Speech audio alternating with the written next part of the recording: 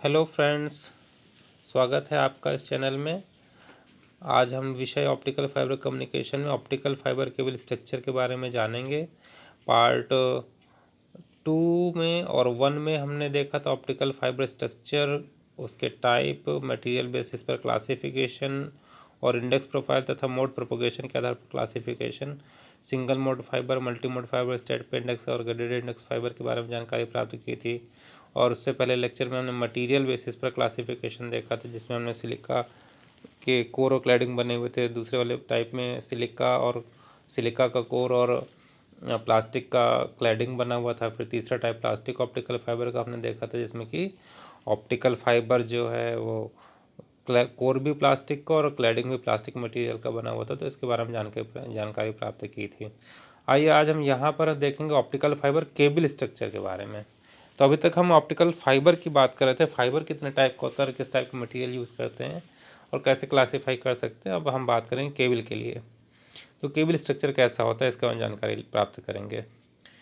सबसे पहले हम ये जान लेते हैं कि ऑप्टिकल फाइबर के जो 3 मुख्य भाग होते हैं वो कोर, क्लैडिंग और कोटिंग है। किसी भी ऑप्टिकल फाइबर केबल में कोर, क्लैडिंग और कोटिंग इंपॉर्टेंट एलिमेंट्स हैं। इनके आधार पर भी ही आगे जा कर के हम डिफरेंट टाइप के केबल्स डिज़ाइन करते हैं। तो आइए जानते हैं कोर का क्या रोल है।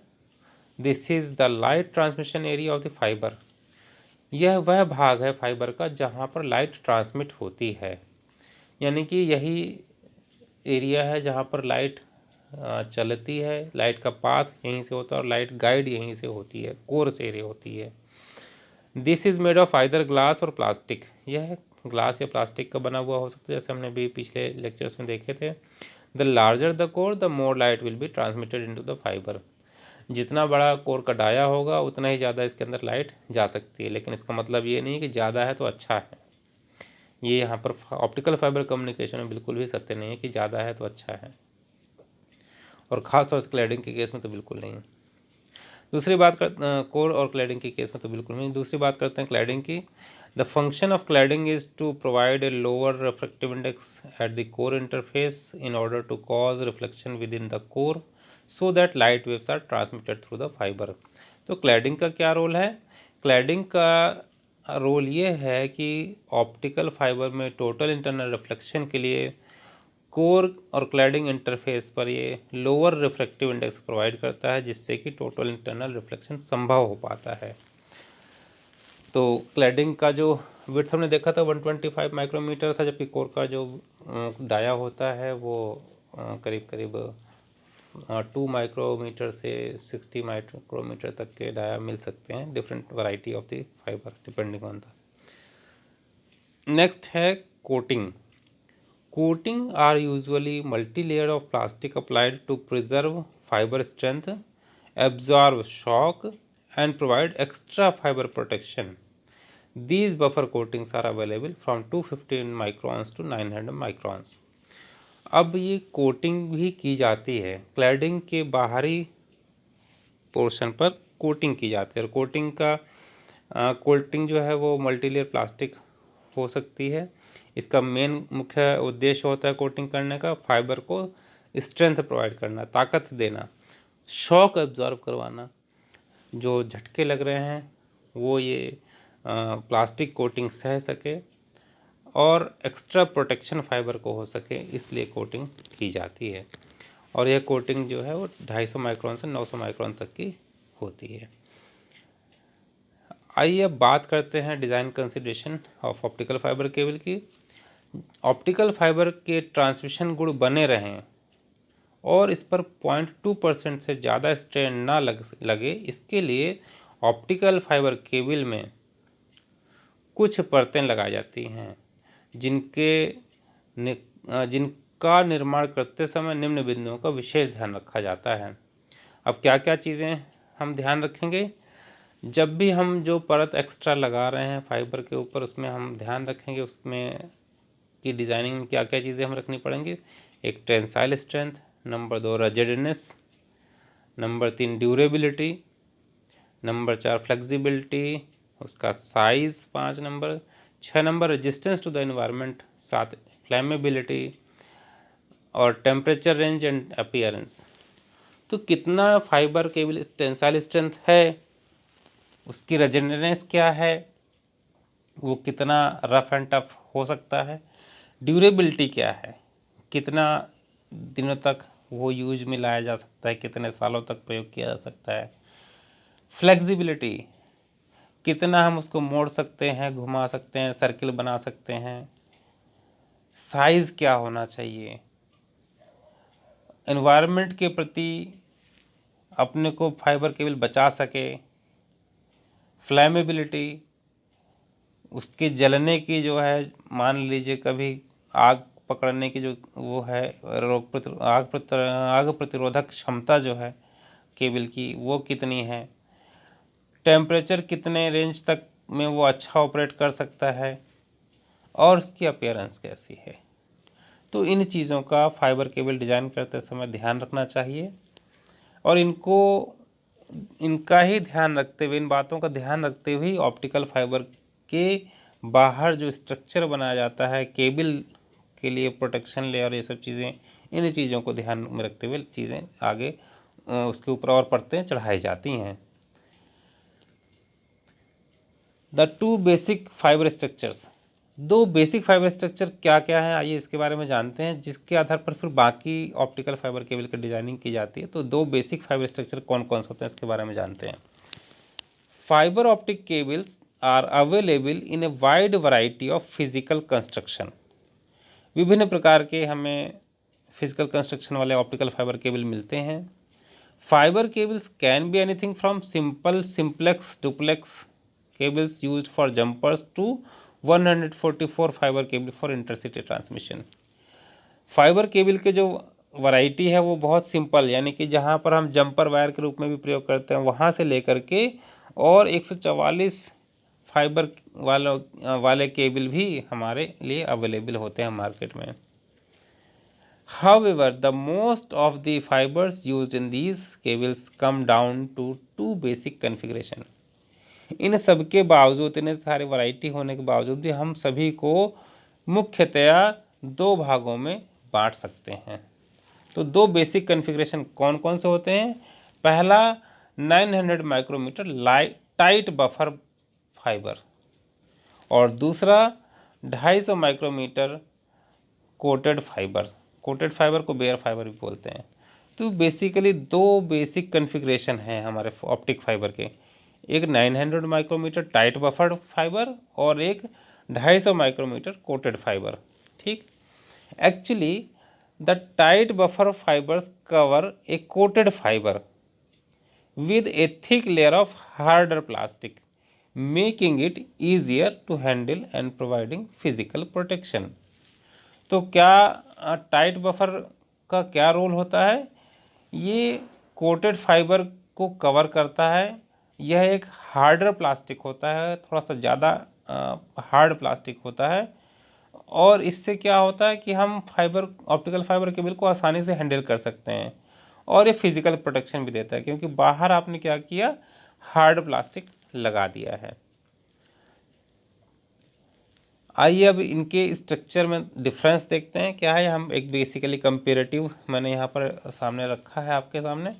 The structure of 250 micrometre coated fibre और the structure of 900 micrometre tight buffered fibre. अगर इनमें आप डिफरेंस देखें तो देखिए यहाँ पर हम देख सकते हैं कोर जो है दोनों का ही केस में 9 micrometre standard single mode fibres के लिए होता है, और 50 माइक्रोमीटर से या 62 माइक्रोमीटर मल्टी मोड फाइबर के लिए दोनों ही केसेस में यूज होता है, चाहे tight buffer 900 micrometre tight buffer हो या 200 माइक्रोमीटर कोटेड बफर हो। और क्लैडिंग भी दोनों में ही 125 माइक्रोमीटर की डाया का होता है। इसी प्रकार से जो कोटिंग होती है वो दोनों में ही 250 माइक्रोमीटर की होती है, दोनों में ही सॉफ्ट प्लास्टिक यूज़ किया जाता है। अब डिफरेंस कहाँ था 900 माइक्रोमीटर टाइट बफर वाले में, इस कोटिंग के ऊपर पहले कोर आया, फिर क्लैडिंग आया, और क्लैडिंग के ऊपर कोटिंग आई 250 माइक्रोमीटर की। इसके ऊपर टाइट बफर किया जाता है, हार्ड प्लास्टिक 900 माइक्रोमीटर डाया का एक और कोटिंग की जाती है। यही बेसिकली डिफरेंस यहाँ पर आ जाता है। तो यहाँ पर देखिए स्ट्रक्चरल डिफरेंस हम देख सकते हैं दोनों में। अगर आप यहाँ देखें, ध्यान से देखें, मैं आपको दिखाता हूँ। ये जो सबसे पहले 9 माइक्रोमीटर की बात करते हैं। 9 माइक्रोमीटर देखिए वाइट पॉइंट दिखाई रखा है। इस वाली लाइन में अगर आप देखें, यहाँ पर वाइट पॉइंट दिखा रखा है, तो ये 9 माइक्रोमीटर कोर हो गया। इसके बाद से जो ग्रे कलर का पोर्शन है यहाँ पर आपका, ये वाला 125 माइक्रोमीटर क्लैडिंग का हो गया, ठीक। और ये जो ब्राउन कलर का पोर्शन है, ये ब्राउन कलर का पोर्शन 250 माइक्रोमीटर सॉफ्ट कोटिंग हो गई। यहाँ तक तो दोनों में सेम रहता है, चाहे बेयर फाइबर हो या आपका टाइट बफर फाइबर हो। अब डिफरेंस कहाँ आता है? 900 माइक्रोमीटर टाइट बफर केबल में ये जो बैगनी रंग की आपको लेयर दिखाई दे रही है, ये एक्स्ट्रा होती है। तो ये 900 माइक्रोमीटर टाइट बफर की plastic coating, hard plastic coating होती है। यही डिफरेंस इसमें करता है। तो दो टाइप की आपके कुल मिलाकर के basic structure optical fibre cable में यही दो बेसिक स्ट्रक्चर मिलेंगे आपको, या तो बेयर्ड फाइबर होगा या टाइट बफर फाइबर होगा, ठीक है। तो आइए आगे देखते हैं अब इसके आधार पर कैसे हम फाइबर केबल कंस्ट्रक्शन होता है। Based on 900 micrometre tight buffer fibre and 250 micrometre coated fibre, there are two basic types of fibre optic cable construction. तो basic optic fibre 900 micrometre tight buffered हो सकता है या बेयर फाइबर हो सकता है। उसके आधार पर दो हम क्लासीफाई कर सकते हैं केबल के, एक तो टाइट बफर्ड केबल और एक लूज ट्यूब केबल, ठीक है। अब इनका थोड़ा सा डिटेल देखते हैं। टाइट बफर्ड केबल की बात करते हैं पहले हम। चित्र में आप देख रहे हैं एक टाइट बफर्ड केबल दिखा रखी है। अब इसका अभी फ़िलहाल ये आपको यहाँ पर इस तरह से आप देख सकते हैं। यहाँ टाइट बफर्ड फाइबर्स हैं, देन एरामिड यार्न लगा हुआ है, एक रिपकॉर्ड, एक धागा टाइप का होता है, रिपकॉर्ड लगा हुआ है, फिर आउटर जैकेट लगी हुई है, ठीक। तो अब इसके बाद देखते हैं इसकी क्या प्रॉपर्टीज़ हैं। Multiple colour coded 900 micrometre tight buffered fibres can be packed tightly together in a compact cable structure called tight buffer cables. ये जो 900 माइक्रोमीटर टाइट बफर फाइबर है, इसको टाइट पैक कर देते हैं केबल स्ट्रक्चर के भीतर, और इसी को फिर हम टाइट बफर्ड केबल इसको नाम दिया जाता है। अभी हम क्रॉस सेक्शनल एरिया, इसका क्रॉस सेक्शनल व्यू देखेंगे फाइबर का, तो हमें और स्पष्ट क्लियर होगा। This approach widely used indoors. ये सबसे ज़्यादा टाइट बफर्ड केबल इंडोर में यूज़ की जाती है। Tight buffered cables are used to connect outside plant cables to terminal equipment and also for linking various devices in premises network।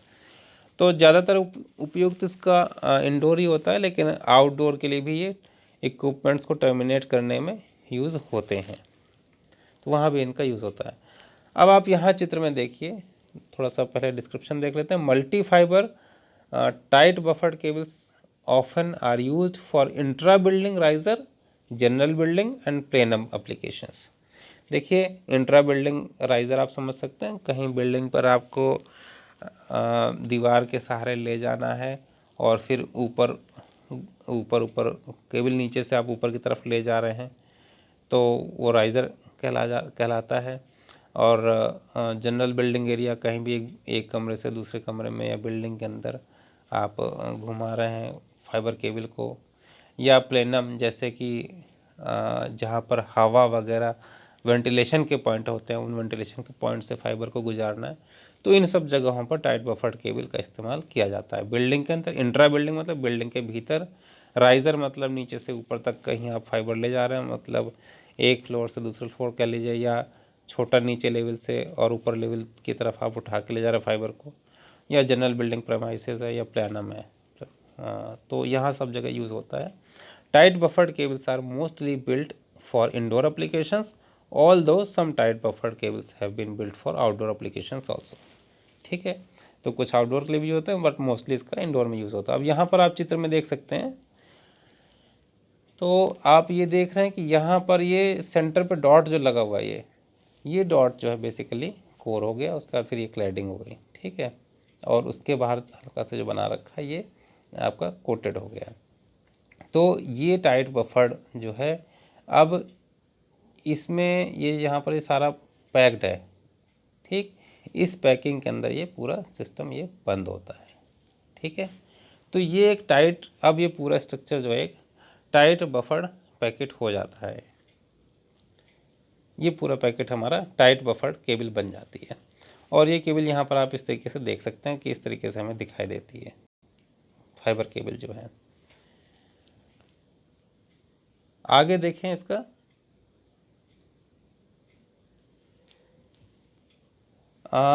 Structure की बात करें स्टेप बाय स्टेप, तो elements in tight buffered fibre optic cable, multiple 900 micrometre tight buffered fibres stranded around the central strength members. अब इसमें क्या है, देखिए यहाँ पर आप चित्र में देख सकते हैं कि कई सारे कलर के आप कलर दिख रहे हैं छोटे छोटे, और ये क्रॉस सेक्शनल व्यू है।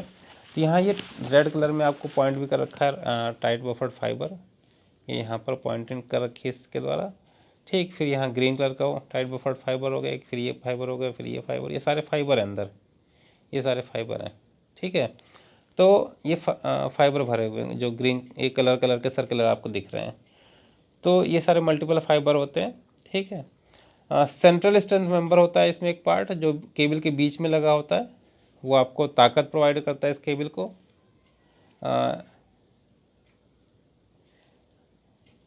नेक्स्ट पार्ट है इस एरामिड यार्न। एरामिड यार्न को केवलार भी बोलते हैं। अब केवलार जो है यहाँ बीच में, जैसे जो येलो कलर का आपको दिख रहा है पोर्शन, देखिए यहाँ पर ये जो येलो वाला कलर वाला पोर्शन है, ये सारा आर्मिड यार्न है, एरामिड यार्न है। इसका दूसरा नाम जो है केवलार भी होता है, और इसको ड्यूपॉन्ट ने डेवलप किया था। यहाँ पर आप देख सकते हैं लिखा हुआ केवलार ने। केवलार बेसिकली इसका ट्रेड नेम है, तो ड्यूपॉन्ट ने इसको डेवलप किया था। ये फाइबर के चारों तरफ रैप किया जाता है for physical protection and cable pulling. ये बहुत मतलब एरामिड एक ऐसा पदार्थ है जो कि आपका पुलिंग करते हैं, खींचते हैं ना, तो ये टूट नहीं सकता। फाइबर को यही प्रोटेक्ट करता है। जैसे केबल को आपने अगर पुल किया, ठीक है, एक साइड पकड़ के दूसरे साइड से पकड़ के पुल करना शुरू कर दिया, तो एरामिड जो है वो पहले अपने को सामने ला देगा और फाइबर को प्रोटेक्ट कर लेता है, तो इतना अच्छा होता है ये। नेक्स्ट एक रिप कॉर्ड होती है। रिप कॉर्ड एक होता है, एक धागा इसमें लगा होता है फाइबर में, तो वो धागा क्या होता है, आउटर जैकेट को काटने, आसानी से काटने के लिए यूज़ किया जाता है, for easy removal of outer jacket. तो रिप कॉर्ड एक बहुत मजबूत धागा होता है, इसको पकड़, जैसे फाइबर का आपको सामने है और उसको आपने एक धागा का एक छोटा सा पोर्शन निकाला और उसको उल्टी डायरेक्शन में खींच दिया, तो फाइबर का जो आउटर जैकेट है वो कटता हुआ चला जाता है। इतना मजबूत धागा होता है ये। आउटर जैकेट वॉल, सबसे बाहर की जो जैकेट होती है आउटर जैकेट वॉल कहलाती है। ऑल्सो कॉल्ड शीथ, इसको शीथ भी बोलते हैं। PVC is most common for indoor cables because of its flexible, fire retardant and easy execution characteristic. तो ज़्यादातर ये पीवीसी का बना होता है और इंडोर केबल्स में सबसे ज़्यादा यूज़ होता है क्योंकि फ्लेक्सिबल है, फायर रिटार्डेंट है, और इसका जो गुण है वो हमारे अपने फाइबर को के ऊपर जो रगड़ लगती रहती है उन सब से प्रोटेक्शन करता है फाइबर की, तो इसलिए हम इसको यूज़ करते हैं। सेकंड वैरायटी थी लूज ट्यूब केबल की। अभी आपने टाइट बफर्ड केबल की बात की थी, अब आइए लूज ट्यूब केबल की बात करते हैं। On the other hand multiple 250 micrometre coated fibre can be put inside a color coded flexible plastic tube which usually is filled with a gel compound that prevents moisture from seeping through the hollow tube। यहाँ चित्र में कोने में आप देख सकते हैं ये है, ये लूज ट्यूब है। अब ये यहाँ बीच में आप ये पोर्शन आप देख रहे हैं, ये यहाँ पर ये फाइबर है, ठीक है। और ये फाइबर, ये बाकी ये जो पोर्शन यहाँ का आपको खाली खाली दिख रहा है ना, इसमें हम जेल भर देते हैं या कई बार पाउडर भी मिला हुआ मिल जाता है हमें। तो बेसिकली इसी की बात हो रही है यहाँ पर। The 250 micrometre coated fibre can be put inside a colour coded flexible plastic tube. अब ये जो बाहर की आप देख रहे हैं ये प्लास्टिक ट्यूब थी, तो ये इसमें कलर कोडिंग की जाती है। तो कलर कोडेड प्लास्टिक ट्यूब के अंदर इसको फाइबर भर दिए जाते हैं, which usually is filled with gel compound. अब इसमें क्या अंदर जेल कंपाउंड भर दिया जाता है। जेल कंपाउंड का पर्पज़ क्या है? That prevents moisture from seeping through the hollow tubes. तो जो हमारे फाइबर को मॉइस्चर से बचाने में ये जो जेल है वो बहुत सहायता करता है। जेल मॉइस्चर को अंदर नहीं आने देता। Buffer tubes are stranded around a dielectric और स्टील सेंट्रल मेंबर्स। बीच में एक डाइलेक्ट्रिक और स्टील का एक सेंट्रल मेंबर लगा होता है जो कि स्ट्रेंथ प्रोवाइड करता है। Aramid yarn are used as primary strength member. मैंने बताया था पिछले में एरामिड का क्या प्रयोग है। Then an outer polyethylene jacket is extruded over the core, और उसके बाहर एक पॉलीइथाइलिन की जैकेट भी लगाई जाती है। These cables are called loose tube cables. तो इन केबलों को नाम दिया गया लूज ट्यूब केबल। तो आपने जो टाइट बफर केबल देखी थी उसमें 900 micrometre tight buffer optic fibre use किया गया था, और यहाँ पर लूज ट्यूब में हम यूज़ कर रहे हैं बेयर फाइबर। तो बेयर फाइबर में अगर आप ध्यान दें तो उसमें एक कोर था लेयर, उसके बाद फिर क्लैडिंग लेयर थी, और उसके बाद फिर एक छोटी कोटिंग थी 250 माइक्रोमीटर की, या माइक्रोन कह लीजिए, उसकी कोटिंग थी। लेकिन टाइट बफर कोटिंग प्लास्टिक की, हार्ड प्लास्टिक की नहीं थी। तो वही वाले फाइबर बेयर फाइबर यहाँ लूज ट्यूब में यूज़ किए जाते हैं। Loose tube structure isolates the fiber from the cable structure. This is a big advantage in handling thermal and other stresses encountered outdoors, which is why most loose tube fiber optic cables are built for outdoor applications. अब यहाँ चित्र में आप देख रहे हैं कि ये यहाँ चित्र में देखिए आप कि केबल जो है वो यहाँ पर है, ये ठीक, ये पोर्शन सारे में जेल भरा हुआ है। तो यहाँ पर फाइबर इस जेल के अंदर ऐसे ही तैरता रहता है। तो बाहर से जो झटके लग रहे हैं इन्वायरमेंट के, रगड़ लग रही है या पुलिंग हो रही है, इन सब से ये जो हमारा फाइबर है वो बचा रहता है, क्योंकि जेल के भीतर बिल्कुल ढीला पड़ा हुआ होता है। तो जो भी बाहर का झटका होता है, जो भी इन्वायरमेंटल स्ट्रेसेस लगते हैं, स्ट्रेन लगते हैं, तो ये बाहर आउटर जो जैकेट बनी हुई है यही सब झेल लेते हैं।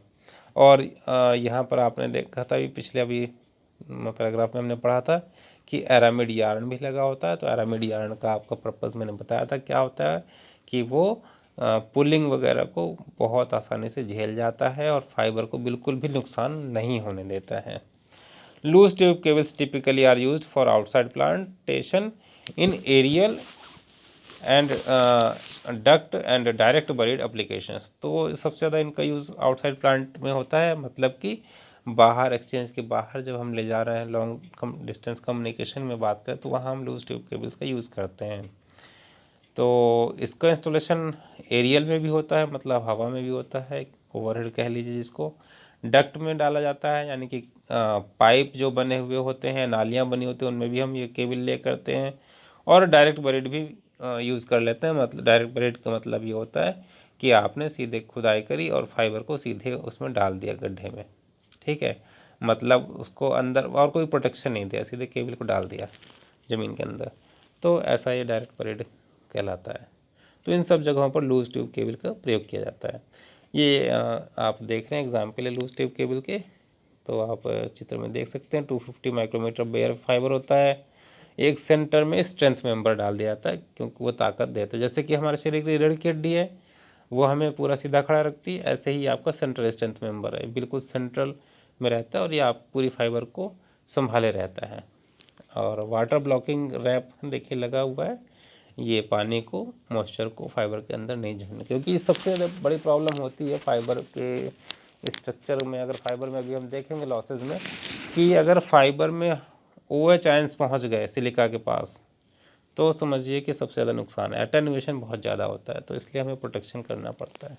और सबसे बाहर जो है आउटर जैकेट लगी हुई है, तो आउटर जैकेट हमें प्रोटेक्ट कर लेती है बाहर की इन्वायरमेंटल जितनी भी रफ एंड टफ इन्वायरमेंट में होता है उससे प्रोटेक्शन कर देती है। अब स्ट्रक्चर की बात करते हैं, लूज ट्यूब स्ट्रक्चर में क्या क्या होता है स्टेप बाय स्टेप देख लेते हैं। Elements in a loose tube fibre optic cable, the multiple 250 micrometre coded bare fibre loose tube होता है, वन और more loose tubes holding 250 bare fibres, 250 micrometre bare fibre, इसमें एक से ज़्यादा भाई बेयर फाइबर हो सकते हैं। लूज ट्यूब्स कई सारी डली होती हैं, 1 2 3 4 बहुत सारे ट्यूब एक केबल के अंदर हो सकती हैं। Loose tubes stand around the central strength member, और ये सारे लूज ट्यूब्स जो हैं वो सेंट्रल स्ट्रेंथ मेंबर के चारों तरफ रहते हैं। जैसे यहाँ आप चित्र देख सकते हैं इधर वाले में, पहले वाले चित्र में, यहाँ आप देखिए कि ये सेंट्रल स्ट्रेंथ मेंबर था, और ये जो कलर्ड दिख रहे हैं ना 250 बेयर फाइबर जहाँ लिखा हुआ है, तो ये सारे कलर्ड वाले जितने हैं ये सारे के सारे, ये सारे आपके ये लूज ट्यूब्स हैं। ठीक, ये यहाँ से स्पष्ट दिख रहा है कलर ये, ठीक है। तो ये सारे लूज ट्यूब्स हैं, डली हुई हैं, और इसके बाहर फिर ये स्ट्रेंथनिंग मेंबर्स डिफरेंट टाइप के लगे हुए हैं। तो इनका अलग अलग पर्पस अभी हमने देखा ही था। Third point, moisture blocking gel in each loose tube, तो हर एक लूज ट्यूब के अंदर एक मॉइस्चर ब्लॉकिंग जेल भरा हुआ होता है जो पानी को अंदर पहुंचने से, फाइबर तक पहुंचने से बचाता है। सेंट्रल स्ट्रेंथ मेंबर मैंने अभी बताया था इसका क्या पर्पस है, जैसे हमारे शरीर में रीढ़ की हड्डी का रोल, वैसे ही सेंट्रल स्ट्रेंथ मेंबर का रोल बिल्कुल इसको मजबूती प्रदान करने के लिए वैसा ही कार्य करता है सेंट्रल स्ट्रेंथ मेंबर, और फाइबर को स्ट्रेंथ प्रोवाइड करता है। Aramid yarn as strength member, second next है जो एरामिड यार्न है वो स्ट्रेंथ मेंबर का भी कार्य करता है, और साथ में स्ट्रेचिंग पुलिंग के लिए भी सहायता करता है, उसमें भी उससे भी फाइबर को बचाता है। रिपकॉर्ड मैंने बताया था, एक धागा होता है, बारीक धागा होता है, सिंगल थ्रेड होता है, और लेकिन मजबूत बहुत होता है। तो ये आउटर जैकेट को अगर जैसे काटना हो, वैसे तो आप चाकू से जैसे काट लेते हैं, पर चाकू से काटने में टाइम लगता है। इस रिपकॉर्ड से अगर आप पीछे को रिपकॉर्ड को अपोजिट डायरेक्शन में खींच, जैसे जहाँ से कटा हुआ ना फाइबर, उसके ठीक जिधर की साइड में अब केबल बाकी सब पोर्शन है, पूरा जैकेट चढ़ा हुआ है आउटर वाला, उसकी उल्टी तरफ में आप खींच दीजिए और वो कटता हुआ आउटर जैकेट कटता हुआ चला जाता है रिपकॉर्ड के थ्रू। आउटर जैकेट पॉलीथाइलिन का बना होता है, is the most common for outdoor cables because of its moisture resistant, abrasion resistant and stable over the wide temperature range characteristic. तो ये कुछ खास गुण होने चाहिए, पॉलीथाइलिन के गुण इसमें होते हैं, मॉइस्चर रेजिस्टेंट भी होता है, और एब्रेजन रेजिस्टेंस भी होता है, और ज़्यादा टेम्परेचर रेंज झेल सकता है। तो ऐसा हमने मटेरियल लेकर के आउटर जैकेट केबल का डिज़ाइन करना चाहिए। यहाँ पर देखिए स्ट्रक्चर आप देख सकते हैं, structure of loose tube cables.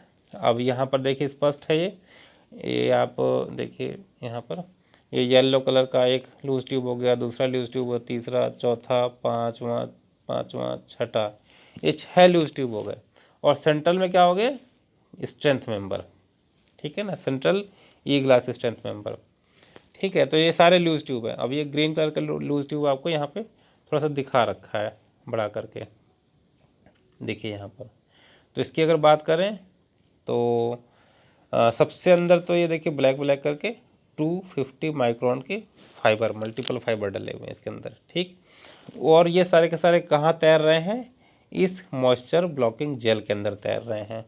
इसके बाहर क्या लगा हुआ है, थर्मोप्लास्टिक ट्यूब लगी हुई है, ठीक है। इस ट्यूब के अंदर ये आराम से तैरते रहते हैं, ये सारे फाइबर जो हैं ये दिख रहे हैं आपको जो या ये तैरते रहते हैं इसके अंदर, ठीक है।